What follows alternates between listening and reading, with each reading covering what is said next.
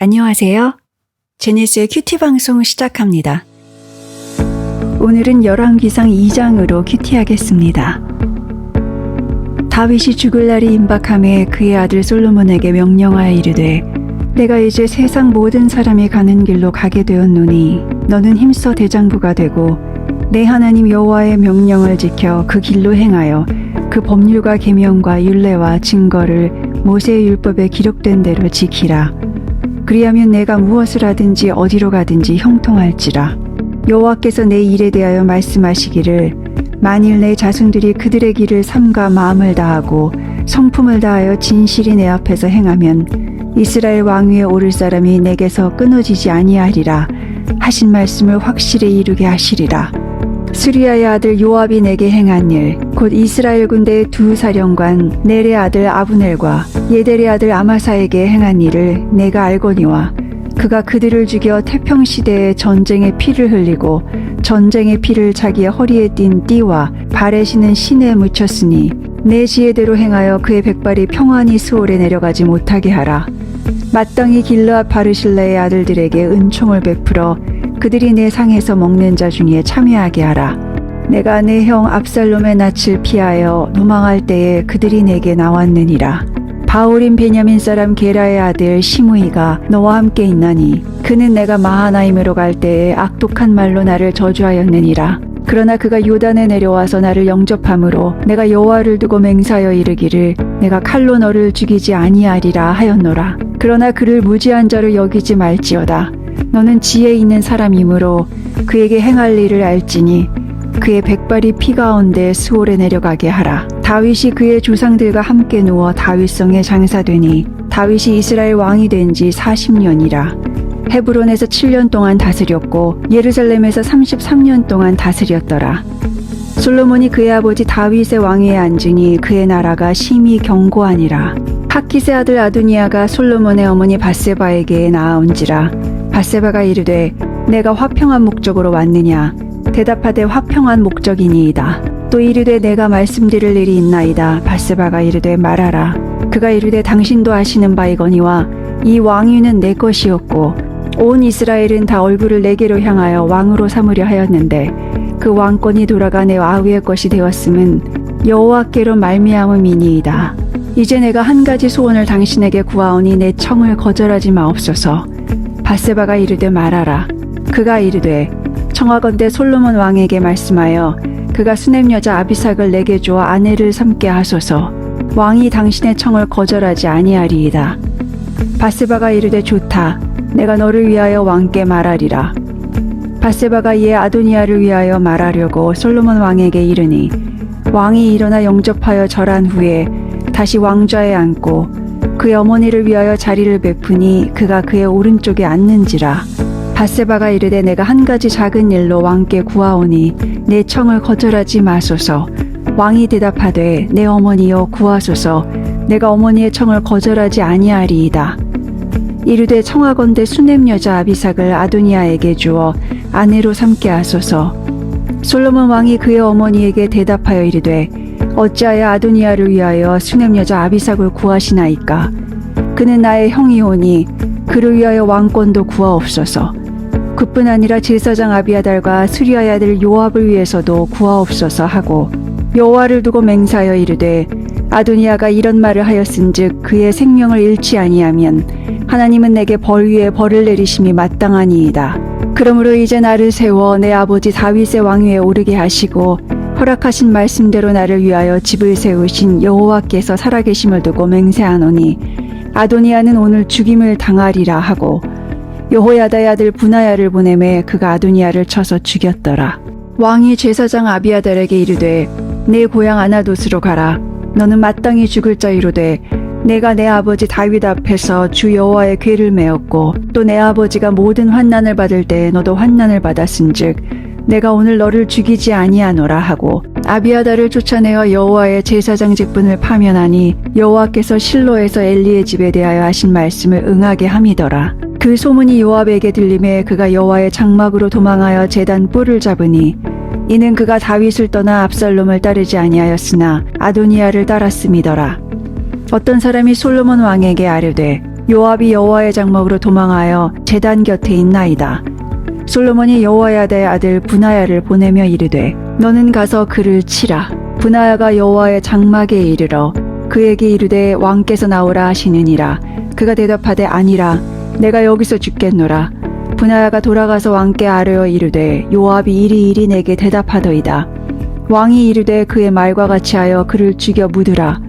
요압이 까닭없이 흘린 피를 나와 내 아버지의 집에서 내가 제하리라. 여호와께서 요압의 피를 그의 머리로 돌려보내실 것은 그가 자기보다 의롭고 선한 두 사람을 쳤음이니 곧 이스라엘 군사령관 넬의 아들 아브넬과 유다 군사령관 예델의 아들 아마사를 칼로 죽였음이라.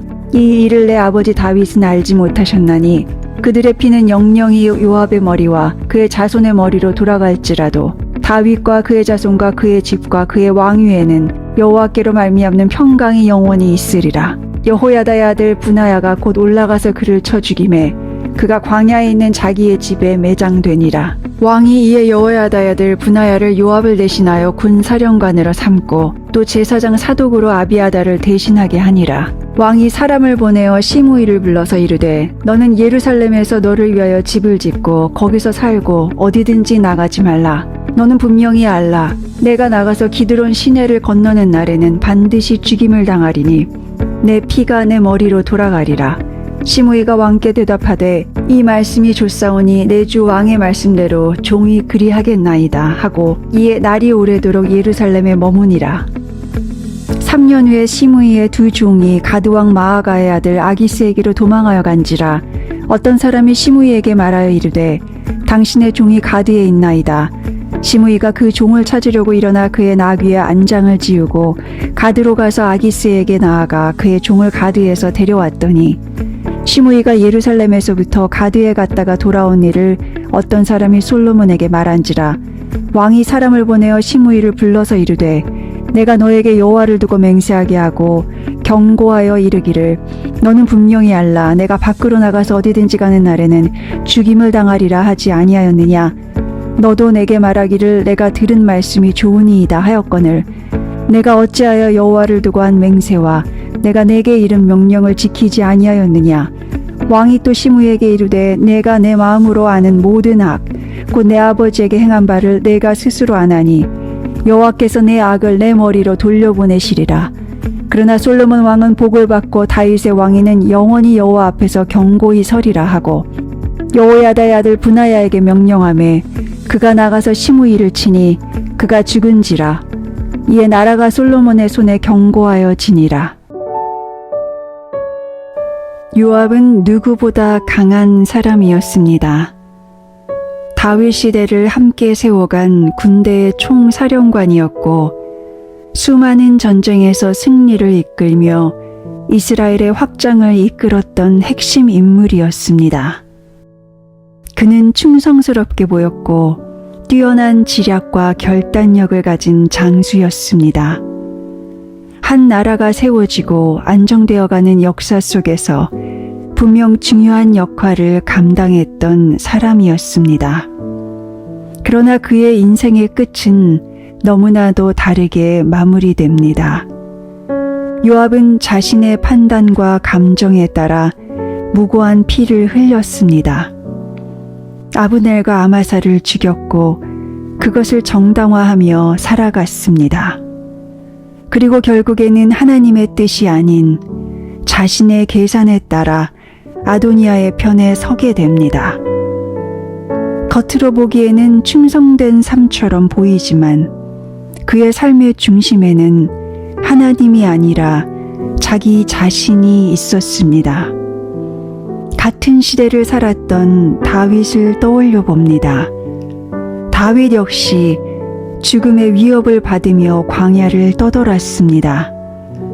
요압도 그 모든 과정을 곁에서 함께 보았고 함께 겪었습니다. 하지만 그 결과는 달랐습니다. 다윗은 그 모든 고난 속에서 하나님을 더 깊이 붙들었지만 요압은 여전히 자신의 판단과 방식으로 살아가는 사람으로 남았습니다. 결국 그의 마지막은 제단의 뿔을 붙잡는 자리에서 끝나게 됩니다. 하나님께 매달리는 자리였지만 그는 그 자리에서도 구원을 얻지 못합니다. 이 장면은 우리에게 중요한 질문을 던집니다. 나는 무엇으로 살아가고 있을까요? 내가 지금까지 쌓아온 경험과 능력일까요? 아니면 하나님을 향한 의지일까요? 우리는 종종 강해지기를 원합니다.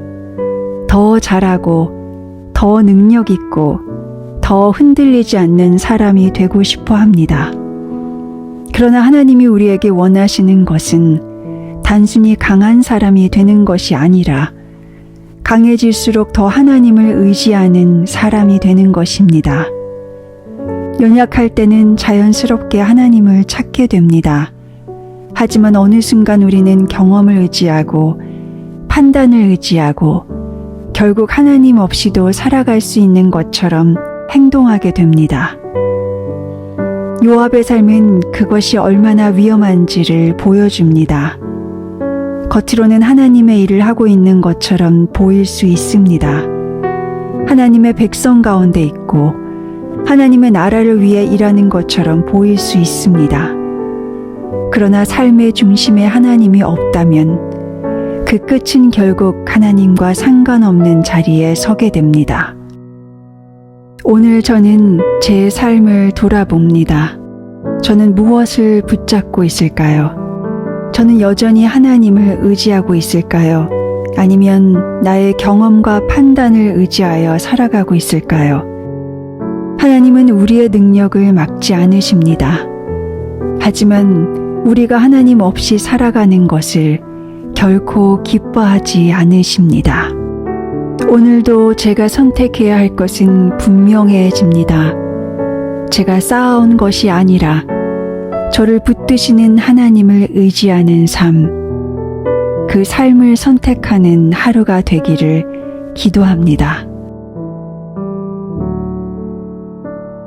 오늘 제니스의 큐티 방송 여기까지였습니다.